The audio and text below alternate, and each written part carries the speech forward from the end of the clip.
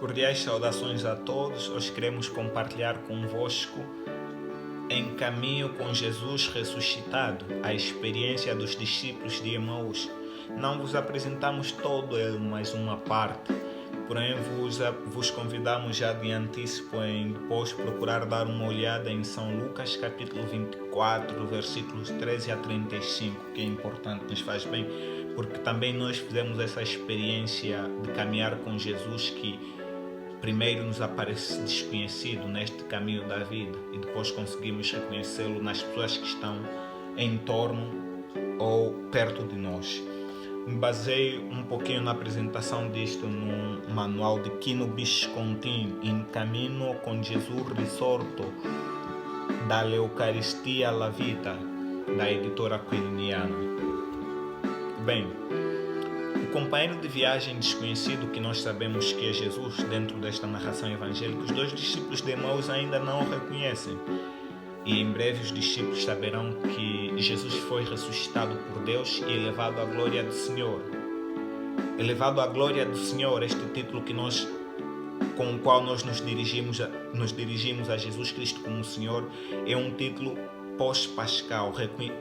Se é atribuído e se reconhece esse título de Jesus como o Senhor depois dessa experiência da paixão e da sua ressurreição. E esta glória,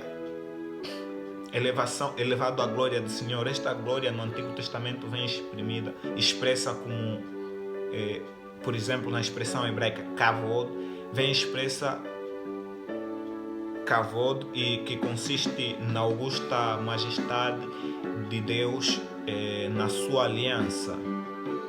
E no Novo Testamento esta exprime o amor de Deus na pessoa de Jesus Cristo, que deixa a profundidade do abismo das trevas da morte, por exemplo. E diante da desilusão destes dois discípulos de Emaús, Jesus faz uma questão muito pertinente. Não era necessário que o Cristo passasse este sofrimento para entrar na sua glória? Esta é a pergunta que Jesus faz. E Jesus dá um estímulo para que os discípulos possam responder a tal questão. E como é que faz isso? Jesus percorre a narração bíblica, a narração das Escrituras, iniciando de Moisés, de todos, passando pelos profetas, explicou a eles em toda a Escritura o que se referia, por exemplo, àquele profeta de Nazaré que eles viram morrer naquela cruz.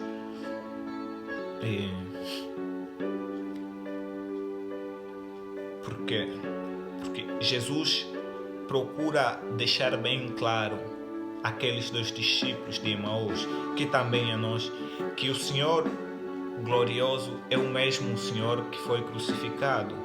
E como vemos, por exemplo, em outras narrações evangélicas, depois da ressurreição, Jesus mostra as mãos e os pés. Mostra o lado onde foi lançado, de onde saiu sangue e água, por exemplo, para dizer que aquele Senhor que apareceu diante deles glorioso é mesmo aquele Senhor que esteve estendido aí na cruz. Por exemplo, vimos ou constatamos em São João capítulo 20, versículo 24 a 28. E toda esta longa e paciente explicação de Jesus em todas as Escrituras tem como objetivo próprio aquele de afirmar que o crucificado é agora o Senhor glorificado. E próprio assim, somente assim, e não diferente daquela maneira, somente daquela maneira que ele entrou na sua glória, através da suportação de todo aquele sofrimento que nós vimos a experiência da via sacra, ou que nós, por exemplo, procuramos apresentar na narração da paixão de Cristo, ou que apresenta a narração que o próprio Evangelho em si apresenta. E daqui, por exemplo, a atenção da conversão que Jesus pede aos discípulos. Porque estes tinham apenas dito a Jesus: nós esperávamos que ele fosse aquele que teria libertado Israel. E, por exemplo, se conseguimos notar naquele esperarmos, tem todas as desilusões de quem viu falir a própria esperança naqueles 3 pregos, ou naquela cruz, ou naquela lança do peito de Jesus, por exemplo. Aí vê-se falida toda e qualquer esperança destes discípulos. Agora, o desconhecido que é Jesus pretende próprio os fazer compreender que próprio aí aconteceu tal libertação que eles esperavam de Israel. Por quê? Porque do Messias, os 2 discípulos de Emaús esperavam que nele e através dele se tornasse presente a ação onipotente do reino de Deus, espalhada ou empenhada em dar ou garantir a liberdade a Israel da dominação, por exemplo, do poder romano que dominava as terras de Judeia, ou as terras de Judá, dominava até Jerusalém. E o desconhecido quer elucidar próprio os 2 discípulos que a ação libertadora ou liberante de Deus se tinha feito presente. Ou seja, o reino de Deus foi inaugurado. Aquele reino que ele anunciou que está perto do reino de Deus.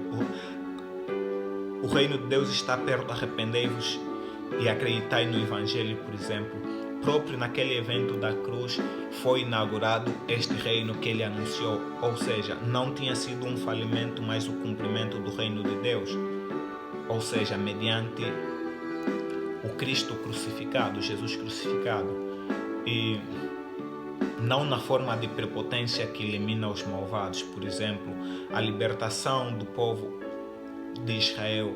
O que é que estava em mente para aqueles 2 discípulos de Emaús, ou para qualquer um de nós que pudesse encarnar-se naquele tempo, naquela experiência da dominação romana do povo judeu? É que pensar de libertar Israel é eliminar os maus e exaltar os bons, mas não na prepotência que elimina os malvados, mas naquela de uma heroica dedicação pela salvação dos pecadores. E este é o projeto inspirado por Deus. Este é o projeto que Deus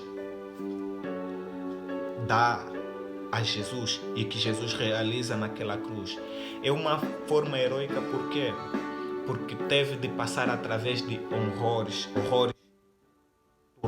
torturas, e não fugir da homicida violência que estava sofrendo.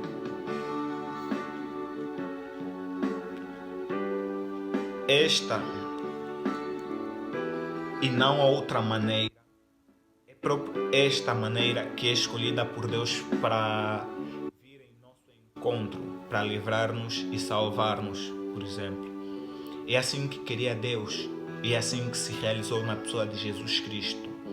E quem procurou levar a sério, por exemplo, esta mudança total de como se deve pensar, por exemplo, em Deus, sabe que tensão estranha ele é exposto,